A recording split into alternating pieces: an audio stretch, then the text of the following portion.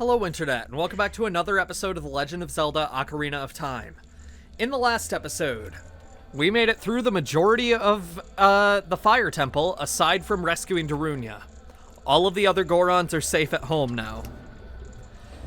This time, we're going to be heading after Darunia, who went in to fight the Fire Dragon Volvagia on his own.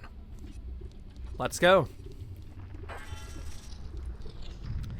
In this room, before heading over there, this is going to be a worthy test for our new weapon, the Giant's Knife. It feels fitting. It was given to us by a Goron salesman, and we've been using a two-handed weapon through most of this dungeon, so we can say we've had our practice. Let's go.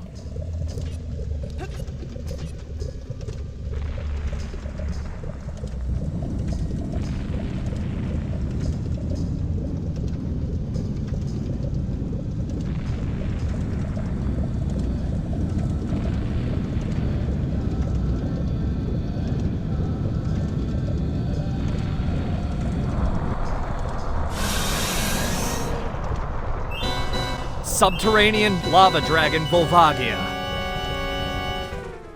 I've heard it pronounced Volvagia, and a third way from Lucagen's Let's Play, and to be honest, I've always just felt like Volvagia sounds better than Volvagia. I understand why people would disagree.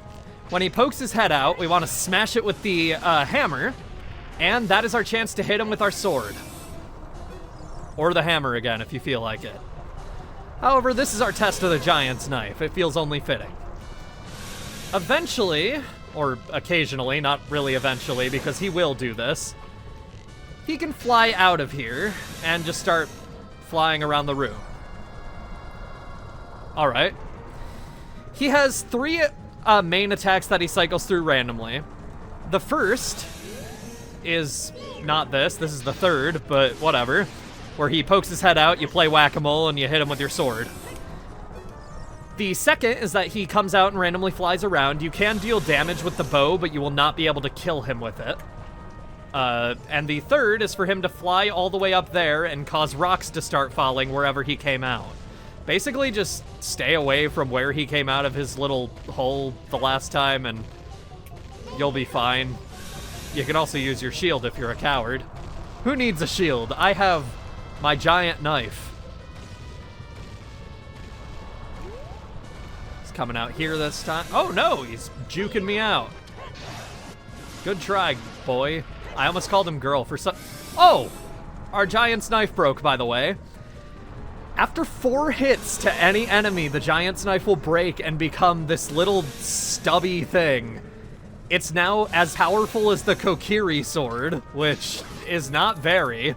And yeah, it's weaker than the Master Sword now, and it has significantly gimped range. It's a pretty terrible weapon now. Yeah, we paid 200 rupees for that, so we'll be going to have a word with the salesman, don't you worry. For some reason I've decided to go at him with my broken knife. We're out of arrows, so only the hook shot would be able to hit him, and he's too far out of range either way now, so let's get out of here. And just use the hammer from now on. We could use the Master Sword here, but, like, I don't feel the need for it myself right now. Ow. Okay, maybe I do. Jesus! I'm about to die for the first time. I would consider using a fairy as my first death, so let's down that potion real quick. Maybe I should have a shield, but I'm too stubborn for that. Okay. He is coming out over here. Ow!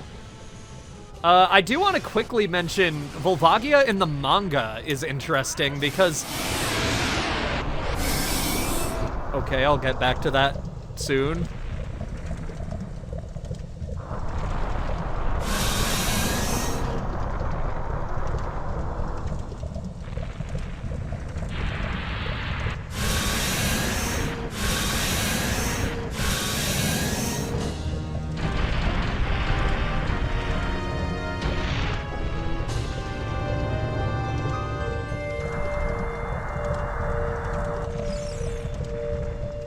Make sure you grab the heart piece before going into the glowing blue light, because it doesn't appear until after the cutscene. Heart container, not heart piece. It's our 14th heart. So, Volvagia in the manga is actually a baby dragon that young Link buys at the Castletown market and essentially becomes his best friend. When he awakens 7 years after pulling the Master Sword, Volvagia has been corrupted by Ganondorf, and the last thing that happens to Volvagia after Link is forced to kill him is that Volvagia sheds a tear while saying Link's name. That is what spurs Link into becoming more passionate about killing Ganondorf, if I'm not mistaken. I haven't read the full manga, I just know this little thing about it, and I honestly really, really love that. Yeah. Anyway, with that done, and with our stubby, broken little sword, let's walk into the light.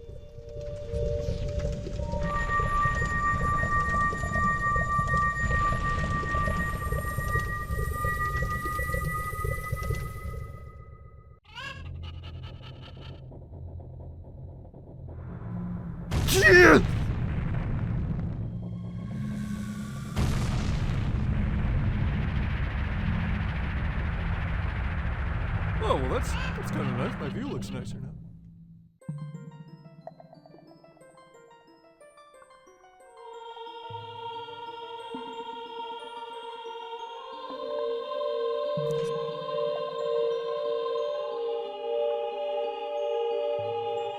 Thank you, brother.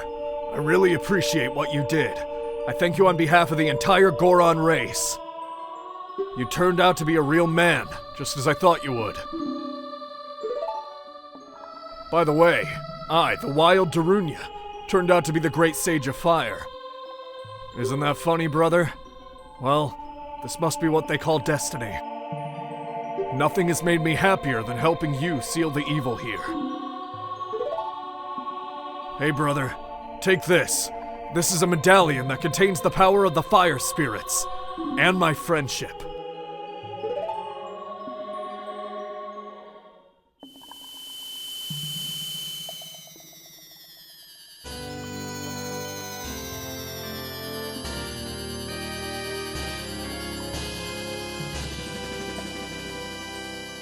You receive the Fire Medallion.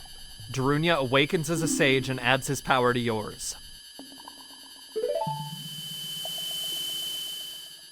Don't forget, now you and I are true brothers.